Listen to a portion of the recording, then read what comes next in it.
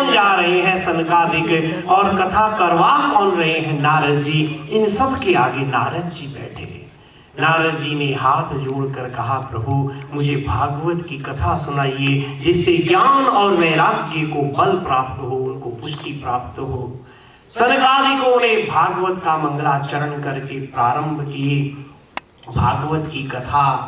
क्या श्रीमद् भागवत कथा जहां होती है, उन्होंने पहली लाइन आप देख सकते हैं श्रीमद् भागवत के 4th चैप्टर में उन्होंने कहा, जिस घर में श्रीमद् भागवत की कथा होती है वह घर तीर्थ रूप हो जाता है। उस घर में रहने वाले जीव के पाप नष्ट हो जाते हैं। जिन कानों में हरि कथा मरते हुए भी चली गई, भगवान नाम जिनके कानों में मरते हुए भी पड़ गया, उनको भी वैकुंठ की प्राप्ति हो जाती है। दिव्य भागवत कथा है। नारद जी ने कहा, इसको पिया कैसे जाए, इस कथा को सुना कैसे जाए, इसकी विधि क्या है, वह आप हमें बताने की कृपा करें। सनकादिकों ने कहा, कोई भी भागवत की बराबरी नहीं कर सकता। आप कुंभ का मेला लगा है भारत में, अभी 25 तारीख को पूर्णाहुति होगी महाराज। कुंभ का मेला कहाँ लगा है? प्रयाग में। आप यहाँ से जाएंगे लाखों हजारों डॉलर खर्च करके, फिर जाके स्नान करेंगे। लेकिन शास्त्र कहते हैं जो भागवत जी का एक श्लोक पढ़ता है उसको कुंभ स्नान का फल होता है। गंगा जी को स्नान का फल गंगा स्नान से मिलेगा, लेकिन जो भागवत रूपी कथा से स्नान करता है उसको प्रतिदिन गंगा स्नान का फल मिलता है। कोई भी भागवत की बराबरी नहीं कर सकते, चाहे वो पुष्कर आदि सरोवर हो, चाहे वो प्रयाग आदि तीर्थ हो, चाहे वो गंगा यमुना हो, कोई भी भागवत का 16वां अंश भी नहीं है। भागवत की बराबरी कौन कर सकता है? स्वयं भागवत और स्वयं तुलसी जी, भगवान नाम और वैष्णव, ये सब समान होते हैं। इसलिए शौनकादिक ऋषियों ने कहा, हे नारद जी, ये दिव्य अमृतमयी भागवत की कथा है, इसे एक दिन नहीं मुँह रहो रसिका भुवि भावुका, पीते रहो क्योंकि ये कल्याणकारिणी है। नारद जी बड़ी मुग्धता से यह कथा सुन रहे थे। तभी महाराज नारद जी ने कहा, प्रभु मेरे मन में एक शंका है। वह शंका ये है, मैंने ज्ञान वैराग्य को महाराज क्या नहीं सुनाया? गीता सुनाई, पिछले आपने रविवार को सुना, गीता सुनाई, पुराण सुनाए, उपनिषद सुनाए, ब्रह्मसूत्र, सब कुछ सुनाया, लेकिन यह भागवत उनका कैसे कल्याण करेगी? मेरे मन में ये शंका है, क्योंकि भागवत है तो वेदों का ही सार। फिर जब मैंने वेद सुनाए तब उनका उद्धार नहीं हुआ, तो भागवत से कैसे होगा? भागवत भी तो वेदों से ही निकली है। सनकादिक ऋषियों ने कहा, बड़ा सुंदर, देखो भागवत क्या है? वेद का पका हुआ फल है। आप समझिएगा, वेद रूपी वृक्ष पर भागवत रूपी फल लगा है। बिना वृक्ष के क्या कभी फल होता है? नहीं होता। उसी तरह बिना वेदों के, थोड़ा गूढ़ विषय है, गूढ़ विषय आते ही महाराज सबकी आंखें बंद होनी शुरू हो जाती हैं। गूढ़ विषय समझिएगा, भागवत है क्या? वेद रूपी वृक्ष का परिपक्व अर्थात पका हुआ जो फल है वह है श्रीमद् भागवत। वह फल कहां से आया? वेदों से ही आया। भागवत वेदों से ही निकली, लेकिन अंतर क्या है? वृक्ष की जड़ से ही रस प्राप्त हुआ और फल बना, लेकिन परिपक्व फल है। आप आम की टहनी तोड़ के खाएंगे, आम का स्वाद नहीं आएगा। आम का पत्ता तोड़ के खाएंगे, आम का स्वाद नहीं आएगा। आम का स्वाद तो आम के फल को खाने से ही होगा। उसी तरह शौनकादिक ऋषि कहते हैं कि नारद जी, वेद रूपी वृक्ष का परिपक्व फल ही यह श्रीमद् भागवत है। इसमें न छिलका है न गुठली है, मात्र रस ही रस भरा हुआ है। हे भावुक रसिजन, इसका पान करो, इसका पान करो। अभी नारद जी को ये दिव्य अमृतमयी कथा सुना ही रहे थे, तभी उन्होंने देखा रुंझन रुंझन रुंझन करती हुई कौन आ गई उस सभा के बीच में। भक्ति प्रकट हो गई, ज्ञान और वैराग्य पुष्ट होके महाराज जो श्रीधाम वृंदावन में थे, ज्ञान वैराग्य प्रकट हो गए। कहाँ? आनंद नाम के घाट में बड़ा दिव्य मधुर संकीर्तन प्रारंभ हो गया। क्या कहती हुई आई भक्ति देवी, श्री कृष्ण गोविंद हरे मुरारे, हे नाथ नारायण वासुदेव। वासुदेव, श्री कृष्ण गोविंद हरे मुरारे, हे नाथ नारायण वासुदेव, श्री कृष्ण गोविंद हरे मुरारे, हे नाथ नारायण वासुदेव। मैं गाता हूँ, आप भी पीछे गाइए, मेरे भी गले को थोड़ा आराम मिले।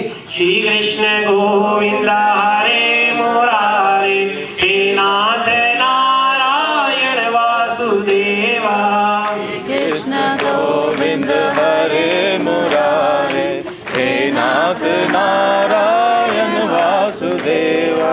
श्री कृष्ण गोविंद हरे मुरारे, हे नाथ नारायण वासुदेवा, कृष्ण गोविंद हरे मुरारे, हे नाथ नारायण वासुदेवा।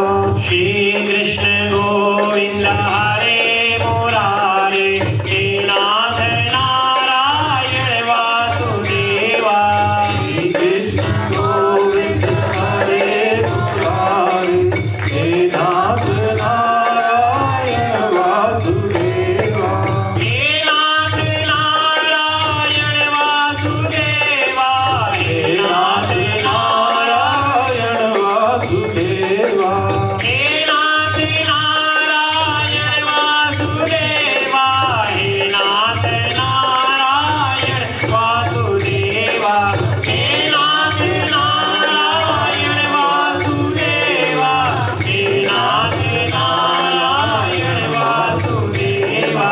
श्री कृष्ण गोविंद हरे मुरारे, हे नाथ नारायण वासुदेवा, श्री कृष्ण गोविंद हरे मुरारे, हे नाथ नारायण वासुदेवा। श्री कृष्ण गोविंद हरे मुरारे, हे नाथ नारायण वासुदेव। यह कीर्तन करती हुई भक्ति देवी प्रकट हो गई। सबने आश्चर्य किया, अरे ये कहां से प्रकट हुई? सनकादिक ऋषियों ने कहा, अभी अभी यह भागवत के श्लोकों के अर्थों का आभूषण पहनकर यह भक्ति देवी प्रकट हुई है। चारों तरफ महाराज हरिध्वनि हरिनाम संकीर्तन होने लगा। भक्ति देवी ने हाथ जोड़कर सनकादिकों को प्रणाम किया।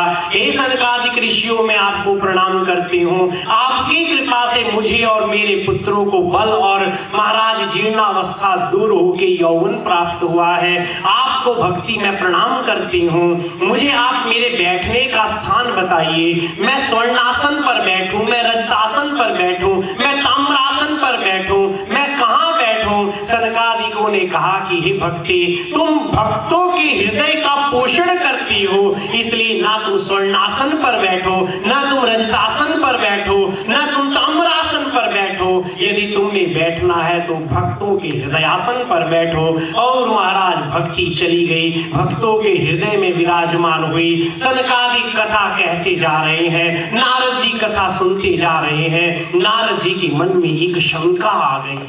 नारद जी ने प्रश्न किया कि हे प्रभु, एक शंका है, निवारण करेंगे? सनकादिक ऋषियों ने कहा, कहिए नारद जी, क्या शंका है? तो नारद जी ने कहा, कोई भक्त भागवत सुने उसका उद्धार हो जाए, ये तो ठीक है। कोई ज्ञानी भागवत सुने उसका उद्धार हो जाए, ये तो ठीक है। ये बताइए, क्या किसी गिरे हुए पापी का भी भागवत उद्धार कर सकती है? सनकादिकों ने कहा, हे नारद जी, अब ध्यान से सुनिएगा नारद जी को सनकादिक क्या कह रहे हैं। जिसने जीवन में कभी सत्य नहीं बोला हो, सत्य की परिभाषा क्या है पिछले रविवार आपने सुनी। जो जिसका जीवन सत्य से हीन हो, जो गुरुद्रोही हो, जो ब्रह्म हत्यारा हो, जिसको 5 प्रकार के उग्र पापों ने घेरा हो। 5 प्रकार के उग्र पाप कौन से होते हैं? कौन से होते 5 प्रकार के, आप बताओ। 5 प्रकार के उग्र पापों में होता है पहला महापाप शराब पीना। क्यों महापाप है अगले संडे को बताएंगे, क्योंकि महाराज अभी बताएंगे आधे लोग को उठ के चले जाएंगे। नहीं ये हमारी फेवर में नहीं है महाराज। हाँ, और पुरुष क्या, स्त्रियां भी कहीं उठ के चली जाए, कलयुग है महाराज। तुम्हारा 5 प्रकार के उग्र पाप। पहला महापाप शराब पीना, दूसरा पाप गुरु पत्नी गमन, तीसरा पाप ब्रह्म हत्या, और महाराज चौथा पाप स्वर्ण चोरी, पांचवा पाप है महाराज विश्वासघात। चोर नु कहना चोरी कर, साध नु कहना हाँ, ये भी महाराज विश्वासघात, दोस्त बना के पीठ में छुरा घोंपना। तो ये 5 तरह के महापापों से युक्त भी जीव हो, जिसने जीवन में सत्य न बोला हो, जो कुमार्गगामी हो, जो दुराचारी हो, जिसकी पाप वासनाओं में ही रति हो, महाराज इनसे लिप्त हुआ जीव भी यदि भागवत श्रवण कर ले उसका भी उद्धार हो जाता है। अब इन पांचों के, ये पांचों महापाप और अन्य जो पाप हैं इनकी व्याख्या अगले रविवार को करेंगे। आज सत्संग को यहीं पर विराम देते हैं। और महाराज पिछले रविवार मुझे किसी ने एक बात बोली थी, अभी वो है यहाँ पे नहीं है मुझे नहीं पता, उन्होंने कहा आप कुछ ऐसी बातें मत बोला कर